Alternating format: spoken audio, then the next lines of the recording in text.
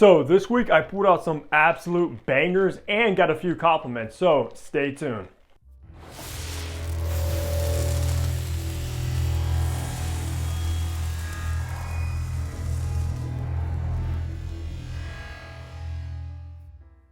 Hey, what's going on? Hunter here and welcome back to my channel. And if you are new, what I do is I make fragrance related content. So if you love fragrances, hit the subscribe button down below and also be sure to follow my Instagram page.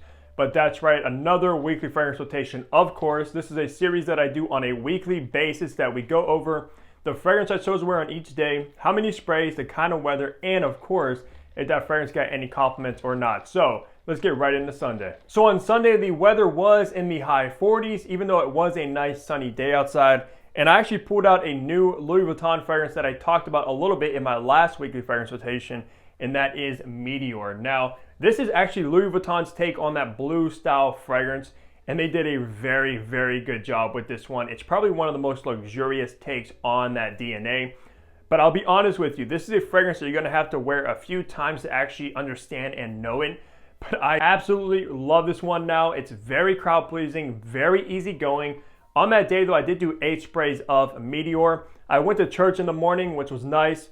And then later on in the evening, I actually watched boxing. I don't know if you guys are into like UFC or boxing, but I am. Of course, it was the Jake Paul versus Tommy Fury fight, which had a lot of hype behind it because that is his first professional boxer that he was facing, of course, but Jake Paul lost. However, when it comes to Meteor, this isn't my favorite from Louis Vuitton. It probably is the most generic from the entire collection, but I am actually going to pick up Ombre Nomad today, which I am so hyped for, so stay tuned to hear my thoughts on that fragrance. So on Monday, I'm pretty much at work for the majority of the day. It was in the mid 40s, a cloudy day. However, I pulled out a very alluring, seductive beast of a fragrance, and that is Tom Ford's Black Orchid. Now, if you're a guy, do not be scared to actually buy this one or wear it just because it used to be targeted as a female fragrance. I think this is very unisex.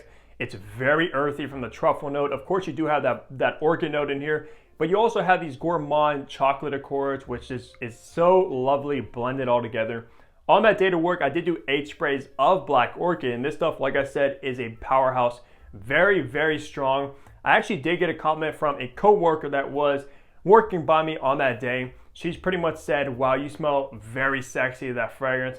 And then she said that I asked you to come help me just so I could smell your cologne. So yeah, she absolutely loved it, and I thought that was absolutely hilarious that she would ask me to actually come help her just so she could smell me better. So yeah, Black Orchid, this isn't necessarily the most crowd-pleasing fragrance, but it definitely has a very sexy nature about it. Tuesday, I'm also at work, but on that day, I actually wanted to pull out one of my favorite fragrances in my entire collection. And when I say that, you might know what I'm talking about, and that is Tiziana Terenzi's Urza. Now, on that day, it was actually pretty warm, at least compared to what it has been in the low 50s. Still cloudy though. I did do 8 sprays of Urza. Now, this one, however, is very, very daring and can be off-putting to the majority of people. You get a burst of patchouli, a very earthy green patchouli, along with this dusty dried fruits and this added oud. Now, that oud definitely has that barnyardy kind of funky vibe about it, which I love. I know a lot of people don't like oud, especially when it comes across like that, like it does in here. I pretty much say this is like the evil brother to By Killian Straight to Heaven. Very similar DNA. Just take that DNA and add oud to it and you get Urza. Now the dry down though with that patchouli, the best patchouli I've ever smelled in a fragrance.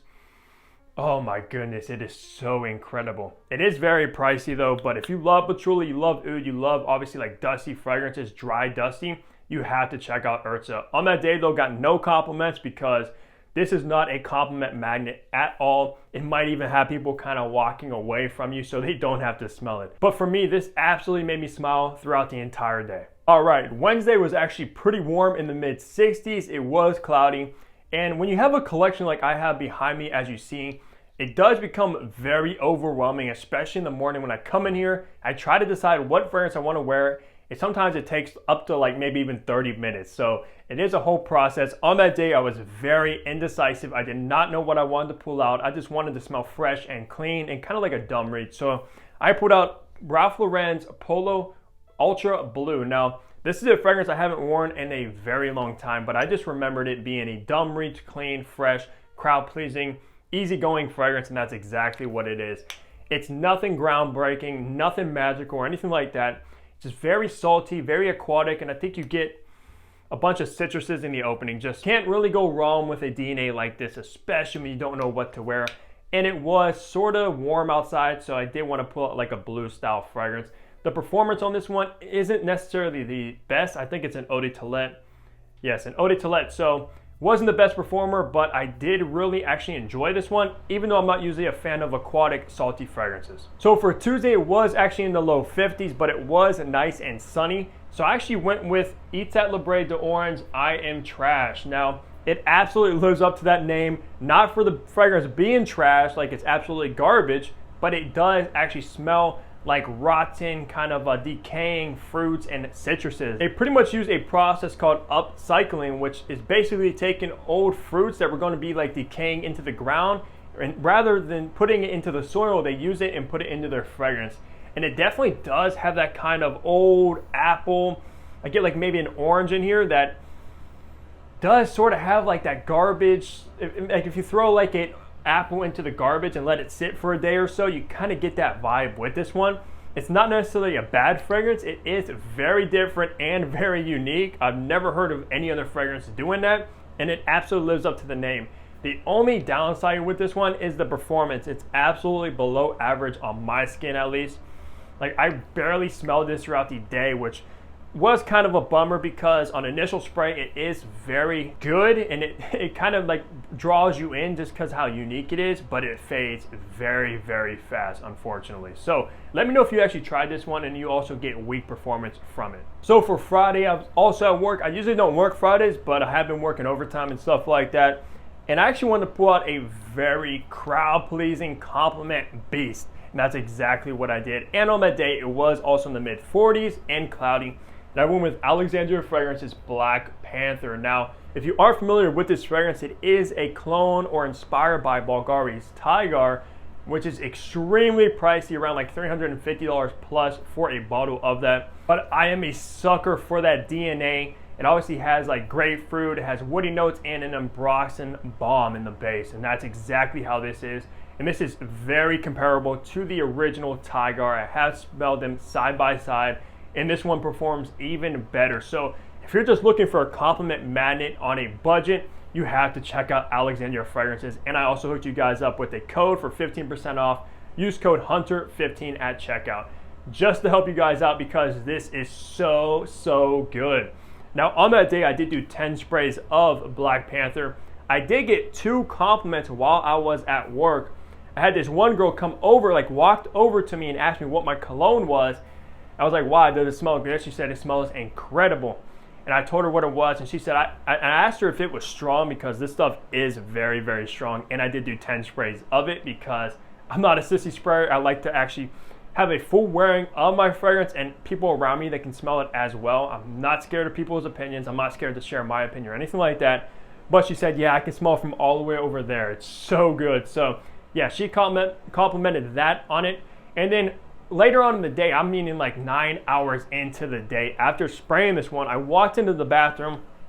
There was 2 dudes pretty much talking, and as I walked by them to go to the bathroom, they were like, dang, that dude smells good. I don't know what kind of cologne he's wearing. I kind of looked at him and laughed. I didn't tell him what I was wearing. He's like, man, I don't even care. If someone smells that good, I gotta compliment him. So they thought it was kind of weird to compliment another guy, but he kind of like explained that why he did. So I talked about that a little bit in my last weekly fragrance rotation, how people are afraid to compliment you because sometimes it can come across weird or flirting or something like that. So that is sometimes why people just will not make a comment on your fragrance. So don't be worried, they still can smell it most of the time, and just people are a little bit shy or introverted and don't like to approach people and tell them they smell good. So yeah, 2 comments with Black Panther. So if that's what you're looking for, absolutely check this one out, guys. So also, wrapping the week off on Saturday, I actually went with no fragrance, fragrance free, because I am always testing fragrances, always wearing fragrances, like all day, 24/7. That's pretty much mostly what I do. It's just in my head, all fragrance, fragrance, fragrance all the time. So on Saturday, I just pretty much took a complete break from fragrance, Didn't really test them, didn't wear them or anything like that, just kind of give my nose and my palate a rest. Sometimes that's good, guys, especially when you smell so many different fragrances on a daily basis. You just need a break. So that's what I did on Saturday. Didn't really do much. I did watch UFC in the evening because obviously Jon Jones came back, which was incredible. He won in the first round as expected. He is the GOAT in the UFC. So yeah, that was cool and excited to see his run as a heavyweight. But that's pretty much going to wrap up my weekly fragrance rotation. Let me know down below what fragrances you guys are pulling out. You guys are always rocking very unique fragrances that I've never smelled, and I love your recommendations. But besides that, leave a like on the video if you enjoyed it. Subscribe if you haven't already, and I'll see all of you back here in my next video. Take care, everybody.